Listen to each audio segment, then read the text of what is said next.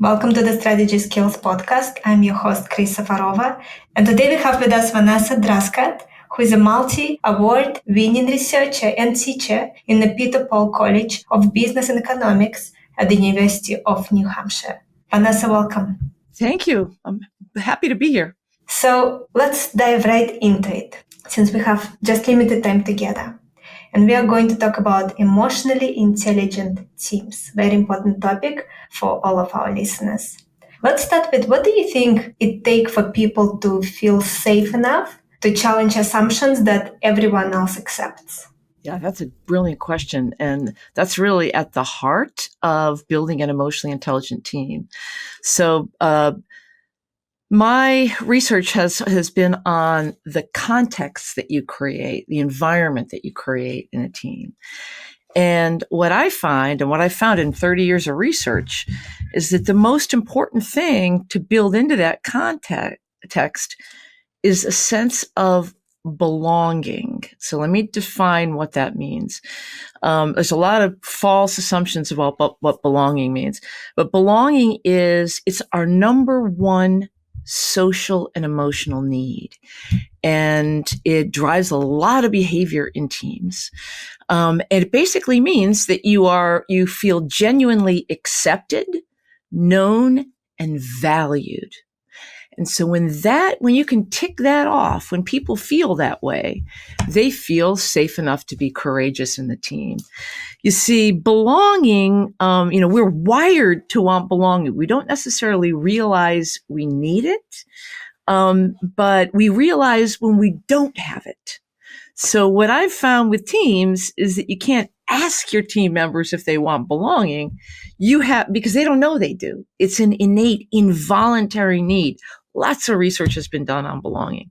And it's belonging, the sense of belonging, that enables you to feel safe enough to not just speak up, but to disagree and to fully engage without feeling like you have to protect yourself. How common is it for people within large corporations in the United States to feel a sense of belonging? Well, I can tell you, in the highest performing teams I've studied, it's extremely common.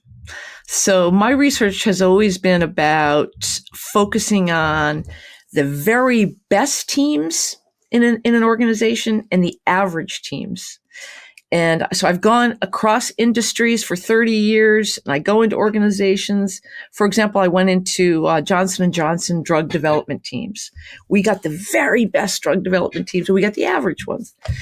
In the very best teams, they feel a sense of belonging. It's what allows them, and there's much more to this, but it's the most important thing that allows you to feel safe. Safety, it not only allows you to feel safe. So let me say this. Psychological safety is critically important. It allows you to speak up, but it doesn't motivate you. Belonging motivates you because you feel part of something. You feel like you're in. You feel like what you contribute is valued. And so anyway, I see it all the time in top performing. I only see it occasionally in average. So how common is it? I would say not that common, but it's not so hard to build. That's my message. So let's talk about how to build it. Sure. So most people, well, stepping back, we don't really teach leaders how to build teams. We teach them how to build individual skills, and we teach our leaders how to build individual skills. So we somehow think that people can build emotional intelligence or build social skills and create their own sense of belonging or control their need for feeling valued or, act mature. But it doesn't work that way. It's what belonging comes from the way people in the team interact. Teams are about interactions. So the way my leader treats me matters, but it also matters how everyone else in the team treats me. And so that's why environment matters, because the biggest influence on people's behavior in groups is not their individual skills. It's the norms. It's the routines. It's the way we do it around here. So my research has been about going from team to team to team to team, observing, studying, videotaping with permission, surveying the culture in each of these teams, doing the same task, with good leaders. But in some environments, the leaders have been able to create this interaction among the team members that creates a sense of belonging. And so that, again, it's about the environment. And I can tell you more details about exactly what they do, what I've learned from these great teams, if you're interested, or whatever else you're interested in. Yes, of course. Let's dive into it. Okay. So, first thing about being about belonging is, well, let me say this. There's three categories of norms that make a team emotionally intelligent, and belonging is in the first category, mostly in the first category. The first category of norms is about our relationship. It's about getting to know one another. So one of the most powerful and simplest norms in the model, the Team EI model, is getting to know one another.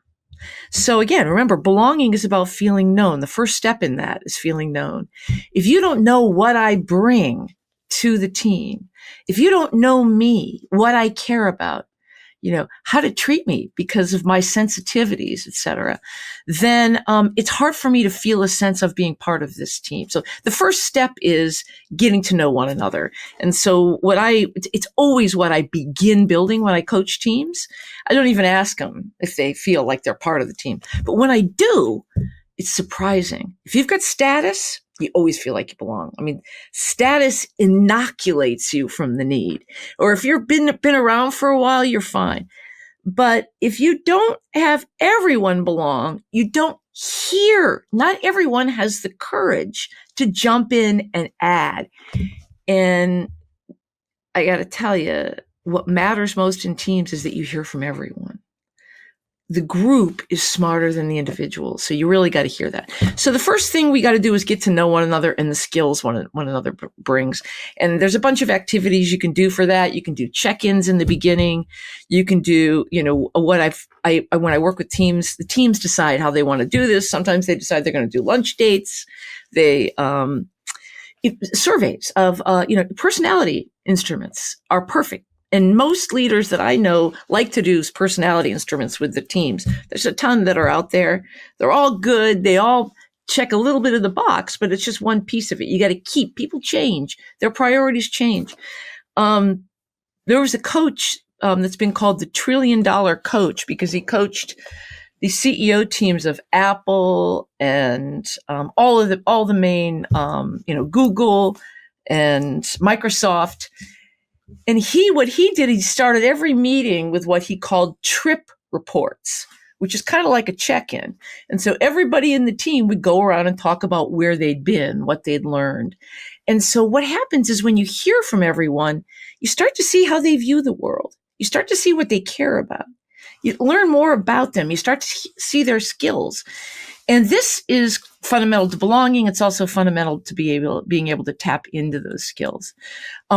Two more norms matter for belonging. One of them is something that we call caring, and this is basic respect. So how you communicate respect. Nonverbals are everything about respect.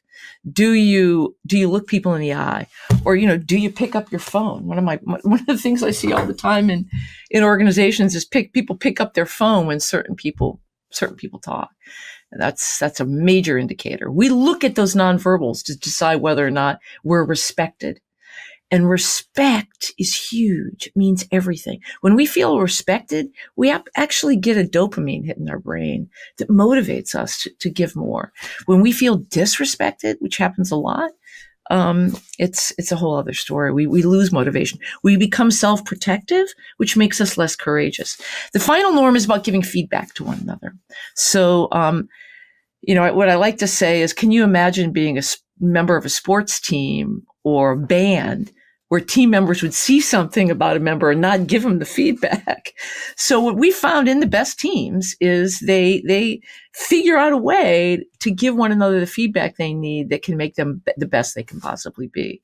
So in fact, I like to consider this whole first set of norms, how we help one another succeed, how we treat one another. So it's not just about belonging.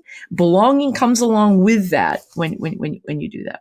What are some of the most effective ways for people to get to know one another? Listening, talking and listening. And so asking questions, asking open-ended questions. It's the way you build trust. There's no way around it. Everybody knows how much trust matters, and the fuel that trust creates. Everything slows down when you don't have trust. When you don't have belonging, things slow down. The big fallacy is that that you can do the work without taking the time to get to know one another. I'm telling you, every outstanding team I've ever worked with takes the time to get to know one another. It's critical. And by the way, when you're known, the research basically shows that you experience more trust. You've become more authentic, become more open. So when people ask one another questions, now teams vary. Some teams I work with only want to talk about the work. So that in that case, I would say, so Chris, what are your former jobs been? Where are you most, where have you been most happy? What kind of work? What's your background? Where'd you go to school? And what keeps you up at night with your current job? What are you most excited about? And so you ask these questions of one another, and it fills in the blanks, and you don't judge one another anymore. And you get to feel like you can be more authentic. And so this ticks the box for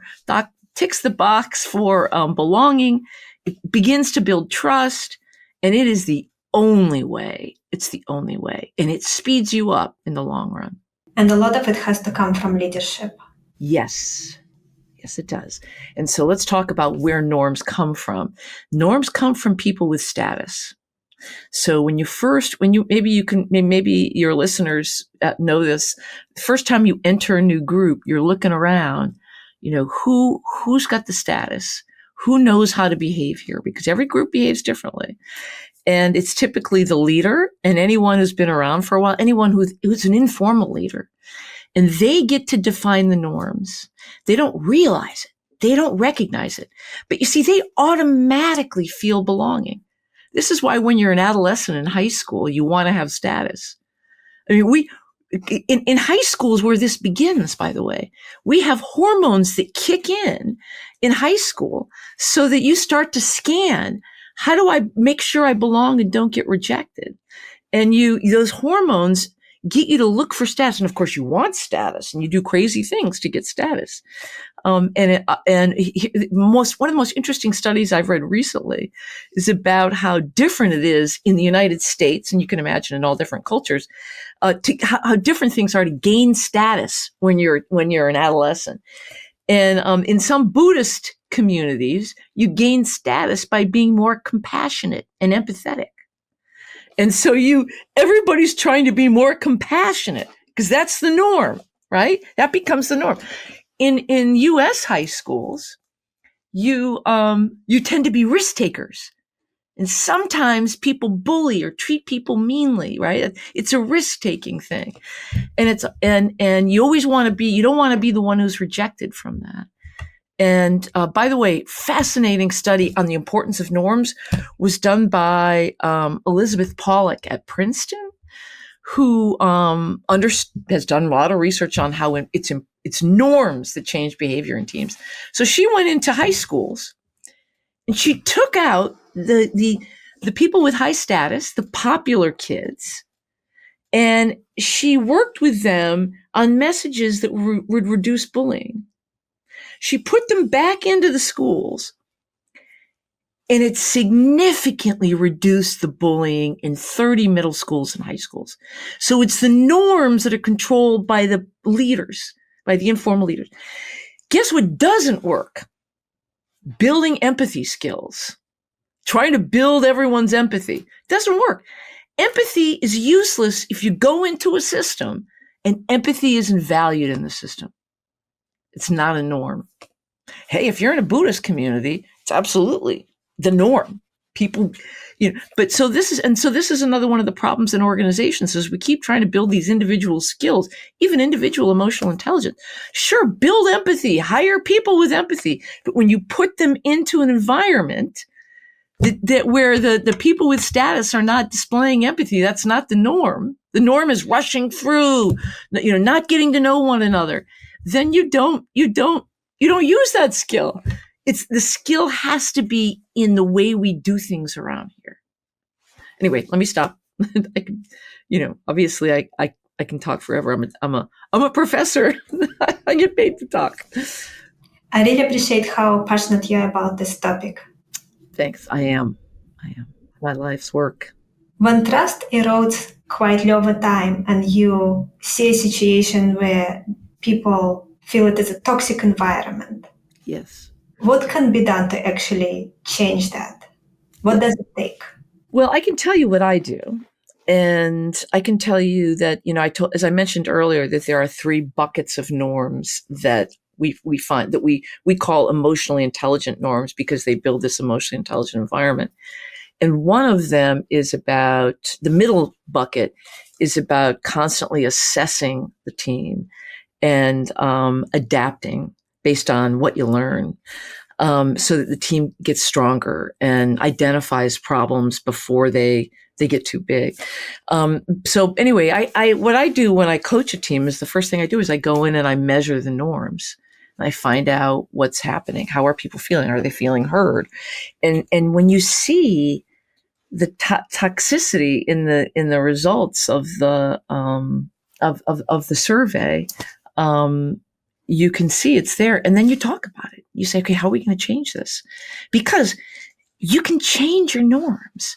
I mean, one of the superpowers of human beings, and this is what neuroscientists tell us, unlike animals that animals inherit instincts for behavior. Humans inherit the ability to adapt. So that's why we norms, we inherit, we do social learning. We follow social norms. From the moment we pop out of the womb, we're looking to our family to figure out how things work. And this has enabled humans to be very malleable and adaptable. And so back to teams in your organization, the norms are malleable and adaptable. It's not always easy to change them, but if you want to, you can. And this is what coaching does. So you go in, you look at what the current norms are, and they're toxic norms. People aren't. I mean, I remember talking to one colleague of mine who the norm during team meetings was that everybody was typing on their computers because they were basically bragging that they didn't have time to be in this meeting, and they were very busy and they weren't listening to one another. I mean, you have to change those norms. And the beauty of our model is that we basically tell you what to do to change the norm. So we assess the norms and we say, what would create what would improve your environment? More respect, more listening. And then we get them to build routines where they're constantly checking in. How are things now? What do we need to do? Some of those norms include being proactive. So thinking about the future. How do we want to be in the future? Being very proactive. What's coming down the pike? How do we need to set ourselves up? Team members love that norm. So anyway, there's a bunch of norms in that middle bucket that help the team assess how it's doing now and make a plan for how it wants to behave in the future. It's easy. It's easy once you decide you want to do it. And then of course it's typical change. So you're going to get resistance. But if you, I work with teams all the time that change their norms and change everything. Have you ever been in situations where you worked within an organization where it's really toxic and you were able to turn it around? Yes. What were some defining moments when you felt, okay, the shift is happening now? Yes. So I can tell you about one team I worked with that was really toxic. And they were kind of a middle management leadership team, and they were doing poorly. and they weren't working together well as a team. And so the division was doing very poorly, and their team leader actually got let go because of the problems. So a new leader came in, and the team was arguing constantly. Very masculine, mean group. We observed them, and then when we went into work, they were just mean to each other. So anyway, the leader brought us in and said, "You got to help me because it's been I have to turn this team around." And so we went in, and in the first 5 minutes, my colleague and I were there to work with them. They started screaming at us. I mean, they were screaming at each other. And so it was like, they were like, "What, you think you can help us?" They were clearly very tense. And it was such an interesting thing. So what we did was we stopped and we started an activity where they got to know one another. So we did this activity where we had them answer these questions and hang the answers on the wall. And there were questions about things like, again, what's keeping you up at night? What are you excited about? What, how long have you worked here? What do you care about most in this company or this team? What's your ideal vision for this team? And they put these all up on the wall and they walked around. And it was fascinating how the tension started to reduce. All right. And I remember one person said on their form, they said, "By the way, I don't talk on the phone. I only do texting or emails." And another member said, "Oh my gosh, I wonder why you weren't answering the phone. I've been calling you and calling you." And so there were these things that they learned about one another. And so we stopped everything. We started there, and that got them listening to one another. Then we had measured their norms. We shared with them the what their norms were, and it showed them how toxic they were. People didn't feel listened to. People didn't feel like they wanted to participate, because nobody was listening to them. They didn't feel like they ever assessed how well they were doing. And and they weren't using resources outside the team. So we sat and we worked with them for a day and a half. And one of the things they decided to change was how they talked to one another. Okay. They changed a bunch of things. They decided that they were going to be more proactive. They were going to meet more often in the next 6 months to make more plans so that they could stay ahead of their competition. I mean, there was so much knowledge in the room that wasn't being used. Since they weren't talking, they weren't sharing ideas. They were working in silos. Okay. So they figured that all out. But the number one thing that I remember them changing, which changed everything, was that they decided they were going to lean forward, look one another in the eye, and every time someone was talking, and they were going to nod their head. And this was the respect norm, the caring and respect. And oh my gosh, everybody started talking and sharing ideas. And that was just the seed that helped them build new ideas, get more innovative. And within 6 months, they were doing far better. They were no longer toxic. But by the way, here's a critical thing. The leader had to let one person go. There was one member of the team who just was far too angry and couldn't get with the program. And so early in that process, the leader had to let that person go. It was a very sad thing. But once in a while, I like to say you don't need, it's usually not about the individuals, but if the individuals won't change the way the team wants them to change, sometimes you have to let them go. Can you give us one more example? Because I think what you shared right now was incredibly helpful for people to see how they can implement things in their teams. Sure, you bet. I had a team of leaders. There were a couple of levels down from the CEO of the company, and they just weren't on the same page. Again, they were working in silos and they couldn't agree. There were some that wanted to be more relational, and some were very high tech, very, and they just thought this is a waste of time. I don't want to do this. They're completely people would show up late to meetings. People were rude to one another, again, slightly in their nonverbals. In this team, this was an international team. So every member was from a different country in the world. And so we got in there and we showed them the Team EI model, and we said, these are the norms that we've seen the most outstanding teams constantly engage in. Which of these do you think you want to use? And so they started talking about the norms, and they had to have a lot of debates. Are they going to get to know one another, or is that a waste of time? But we'd set up some ground rules where they had to really listen. And so we helped facilitate those debates, and et cetera, et cetera. And finally, they came up with a list of norms that they would use. And there were some people who didn't get their way, but everybody got heard. They also talked about why. They realized that they were sending out different messages to their teams, and their conflict was dribbling down to the teams below them that they led. And the teams below them were having conflict. And they realized they in this conversation, when we talked about, one of the things we say was, well, why do you want to change? Because if you're going to change your norms, you got to have a reason, right? I mean, in the last team I talked about, it was obvious. They had a toxic team and the performance was down. In this one, it was really more about, the leader brought us in because the leader said, something's wrong. These were all outstanding team performers in individual roles. Why aren't they getting along? That's what the leader had said to us. So anyway, they realized that the organization below them was getting different messages because of their different siloed ways of being.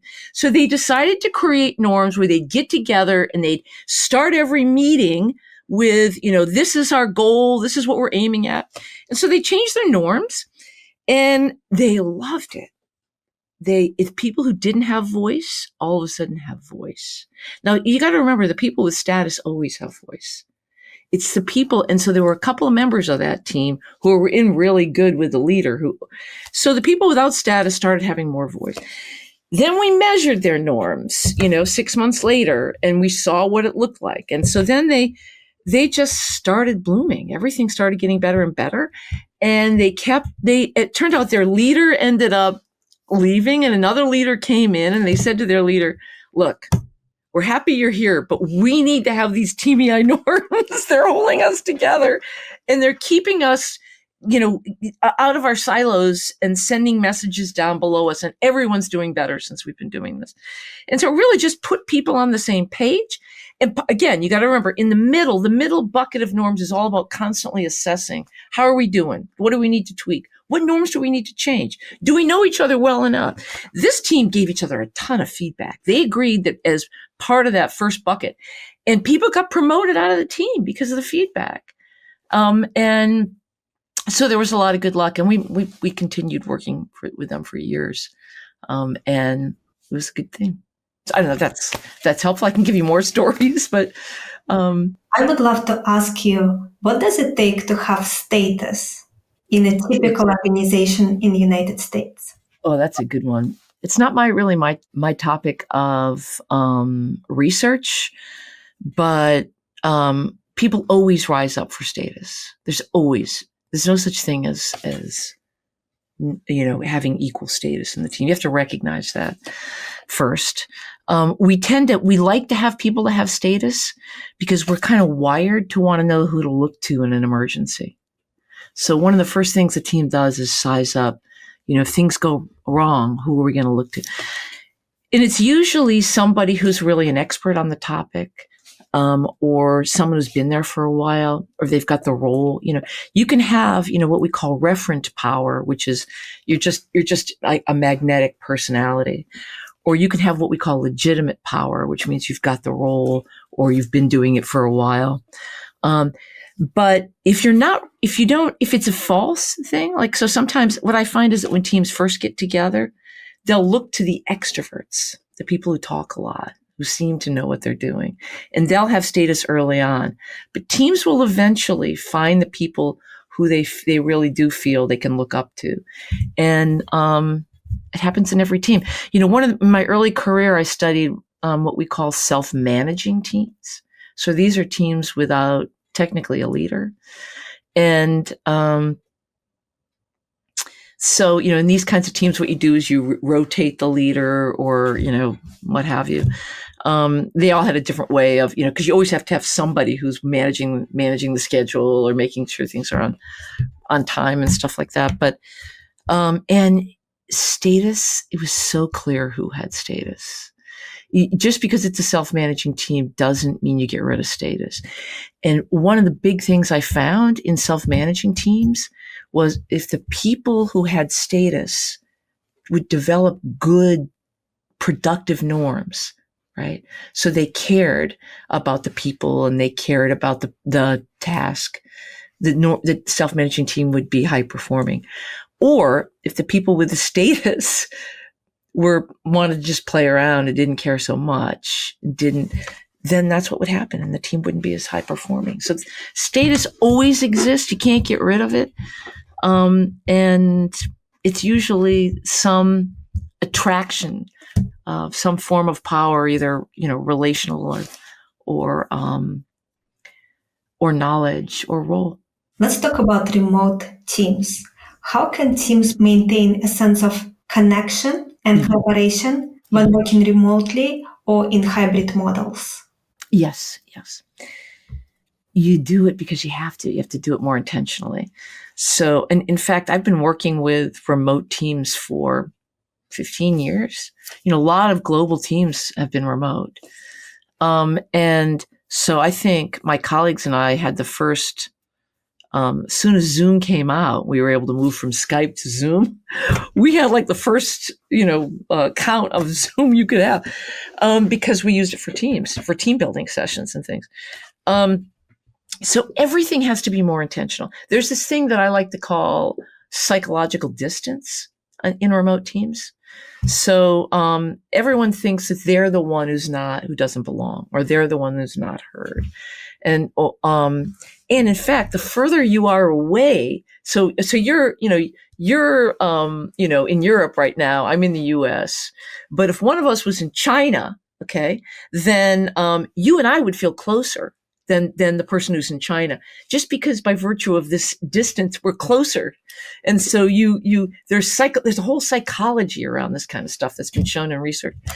So what you have to do is you have to do this stuff really intentionally. And so you have to, like I always recommend, to build the belonging, so many of these activities, like the activity I talked about, putting things on the wall, getting to know one another, you can do that with slides. I always have the teams come up with information about one another and share it with everyone. I do a lot of stuff with pictures. So share a picture of what you did over the holidays, and you have to do more conscious check-ins. And put it this way, it becomes more important than ever to create clear, emotionally intelligent norms. So I've talked about two of the buckets of the norms. One is about creating that belonging, helping one another feel valued and be valued and succeed. Second one is about assessing and adapting and being proactive and positive about your norms. The third one is about knowing what you don't know and reaching out and getting information, because no team has everything they know. And so these great teams that we've studied go out and get information.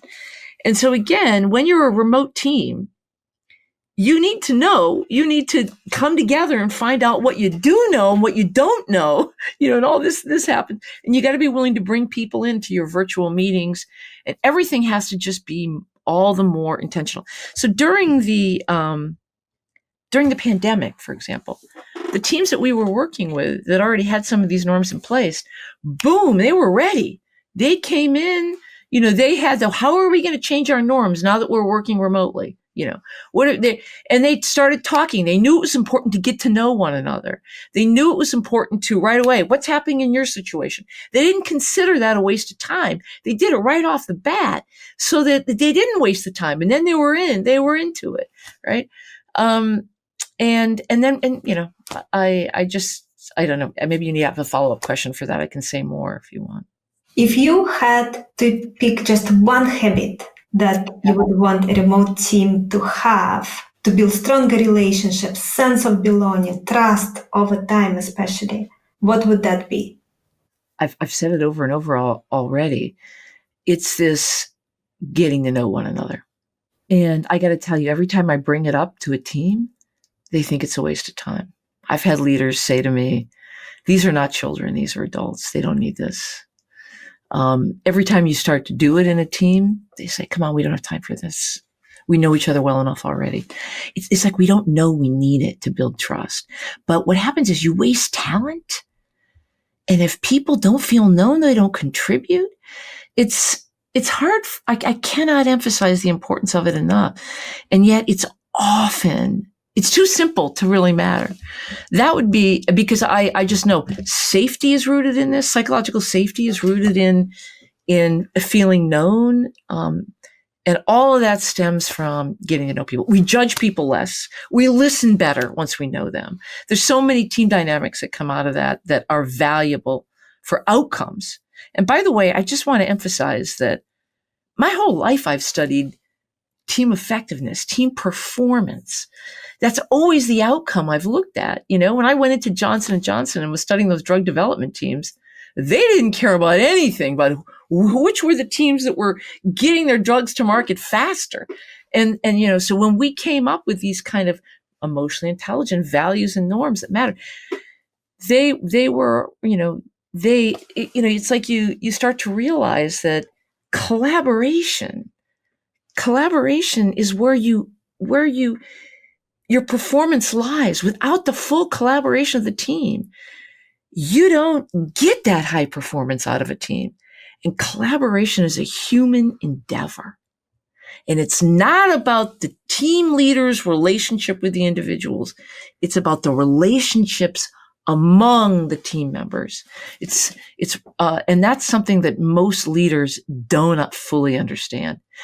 Every interaction generates emotion. We know that from emotional intelligence research. And every interaction generates emotion. And so you have got to attend to the emotional needs of the members, and they want to be known. They want to be respected. They want to be valued. It all begins with getting to know who the people are. What are the most overlooked ways teams accidentally erode trust, even when intentions are good? The biggest one is when we do something that's called scapegoating members. Maybe you've heard that term. People have heard that term. It comes from, I think, I've heard various stories about where it comes from, but one story is that it came from Greece, where in small villages, they would put everything bad on one goat, and then they'd kill the goat and eat it, and there goes all our bad things. Well, what happens in teams is very similar. If we've got problems, we tend to blame it. We tend to find somebody to blame it on. And so the two questions I get asked all the time, I can tell you the second one later if you're interested, but one of them is, what do I do with this one problem team member we have? And so this person gets blamed for everything, and they hold the negativity. But what leaders don't realize is that as soon as you get rid of that person, somebody else pops up.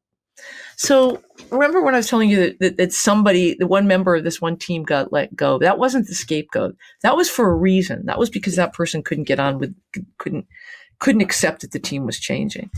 But the scapegoated member is common. It's like a psychological thing. So you can't fix the scapegoat. Because what we now know is that once you're treated badly by others in the team, it's usually the person who's not treated like they belong. It's the disrespected. Once we decide who that person is, we start treating them badly. And all the research shows that in that kind of environment, you lose your ability to control your emotions. And so at first, you try to ingratiate yourself back in, and it doesn't work. You can't make yourself belong. You have to be invited. The team has to create a dynamic and let you in and value you. You can't ingratiate yourself into belonging. So what happens in these meta-analyses, studies of studies show that they lose control and they behave badly. And so they end up creating more attention. But I think there's something within team members where they realize that if it can happen to them, it can happen to me. And it doesn't end well. It's blaming individuals rather than looking at the system and saying, how are we contributing to this? I think is very overlooked way of creating toxicity. Because that one bad apple will spoil the whole bunch. And 9 times out of 10, the team creates that bad apple because they want to put all their problems into one person who then behaves badly because they can't get out of the cycle. Next, I want to ask you my favorite question, stepping away from this topic. Over the last few years, or even throughout your entire lifetime, what were 2-3 aha moments, realizations that really changed the way you look at life or the way you look at business? Good one. Well, I can start with how I got interested in this topic in the first place, which was I was a child. So this is, my parents were international educators. So you'll appreciate this since you're obviously a traveler. So we moved from culture to culture when I was a kid. And that was when I started looking at social norms. So I started seeing how norms were different, So my favorite story is about when we lived in Kenya and we had field day at my school when I was 5 or 6. And I was winning all the races. Blah, blah, blah, blah, blah. I was very competitive. And I was so happy I was winning the race. And the principal came over and said, don't do that. It's not polite. We don't celebrate like that here. We don't make people feel badly when we win. And so, it was totally different so anyway, my whole early life was looking at the norms and trying to fit in. So that's the first thing. My second thing I would say is when I was in graduate school and I was in love with teams because I knew how good they could be. And when I got into the workplace, they were so bad. So I went back to graduate school to learn teams. And everything focused on personality. Personality is an easy thing to study, or social skills, but mostly personality. So all the research was about personalities that would create a good team. And it just didn't fit for me. There was nothing about norms and culture. So what I did was I started going out of my graduate school program and started taking all these team training programs out in the real world with, practitioners and people who facilitated teams. And that's where I learned about the power of emotion, about how the emotion on the face of the team members provides information. Emotion is data. This was before anybody had said anything about emotional intelligence. I had been taught by these practitioners that emotion is data. And I still think that emotion is data. I go into a team, I observe a lot of teams. I've observed the culture in thousands of teams.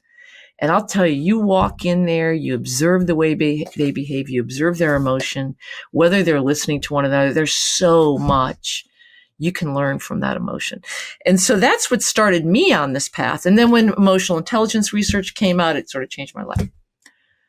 Third one was, I was leading a session once of leaders that were very high level. So these were like CEOs, top people in law firms, or one minus CEO. And I must have had 30 people. It was a class. I'd been invited to teach this class, and these were all high level leaders. And I said to them, do you teach, or do you tell your leaders the truth, or do you sugarcoat what you tell them? And because I had been trying to tell them they needed to have a norm where they told each other the truth. And they were shaking their head and I said, well, what do you mean? They laughed at me and they said, we never tell our leaders the truth. We tell our leaders what they want to hear.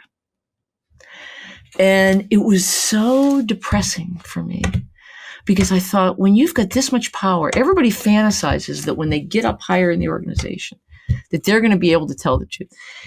And so I really, really started realizing, the power of leaders realizing that they had to change that norm. They had to. And so one of the norms in my model is that you use tools to remind your You remind your members that you want to hear the truth. You want to hear it from everyone. And so, for example, one of these tools is an elephant that you put, and I've learned this, by the way, from leaders. This is not something I've made up. You put an elephant there. If it's a remote meeting, you put it right in front of your screen. If it's a meeting, you put it on the desk. And you point to it occasionally, say, I want to know the elephants in the room. So I don't know if you're familiar with that phrase, but that basically means, what does everybody know but nobody's talking about? What does everybody know that they're not telling me? And so you have to go out of your way, and you have to constantly remind them that you need to know what they're not sharing. And I got to tell you, that's what I see in the great leaders. Other tools, let me think. There's a great story about a leader, a guy who came in to turn around a Boston hospital, and he had a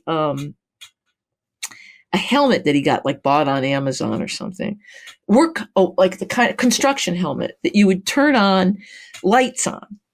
And so he put it on the boardroom table, and he had to come in and change it. And he had to do it quickly, and he needed everyone to be truthful with him, And so he said, look, I'm going to put this helmet. And if you ever feel you're not heard in this meeting, that you're speaking and no one's hearing you, or that we're missing something that we're not talking about, or that I'm missing something, I want you to go over and put that helmet on your head and flip the light on, because you'd have blinking lights on this helmet, because it's so important we hear everything, right? And so the helmet sat there constantly. And so these tools, we call this the support expression norm, which means it's a constant reminder that we want to know what you're thinking. And so anyway, that was my third big one. So those three things: culture, emotion tells you what you need to know, and then you gotta remind people we are wired to be careful in front of our leaders. We're wired. Thank you, Vanessa. And the last very quick question is, if you could instill one belief into every listener's mind and heart, what would it be? Oh, I love that question. Every person can add value to your team. Every person out there has talent and gifts inside of them. And if you take the time to get to know them, I'm telling you, I had a leader once say to me, one of the best leaders, I always know who, I don't know when I'm interviewing them, but I don't know whether they're good leaders or not. But afterwards, when I discovered who the good leaders are, this leader said, my team members are not A+ people. I don't get the best. But when we get together, we are an A+ team. And that requires really pulling the gifts out, recognizing I've never met anyone who doesn't have value to add. It doesn't matter, where they come from. It's harder to see that in people who are different than you. And so you got to take the time to get to know the people who are, and again, cross-culturally, you have to take the time to get to know their values, who they are, and bring out their talents and what they know. Anyway, that's my wish. Vanessa, thank you so much. Where can our listeners learn more about you, buy your book, anything you want to share? Sure. You can go to my website, which is vanessadruskat.com. You can go to my LinkedIn account, Vanessa Druskat. You can buy my book. So I'm just got a new book coming out, which is called The Emotionally Intelligent Team, and you can get that anywhere you buy your books. I had a lot of help. Basically, the book is a culmination of my 30 years of research on outstanding teams, and it's a very hands-on book that tells you the kinds of activities you can do to build these norms. And so I hope that people will finally learn how to build a team by going to my website or buying the book. Vanessa, thank you again so much for being here. Thank you for being so passionate about your line of work. We need to see it more in the world, for people to really find something they feel as passionate as you feel about this topic. I really appreciate you for this, and I really appreciate you for being so open and generous today with us. Thank you, Chris. I appreciate you for inviting me on. It's been my pleasure to be with you. Thank you. Our guest today again has been Vanessa Druskat. Check out her book. It is called The Emotionally Intelligent Team. And our podcast sponsor today is strategytraining.com. If you want to strengthen your strategy skills, you can get the overall approach used in well-managed strategy studies. It's a free gift we prepared for you, and you can get it at firmsconsulting.com/overall approach.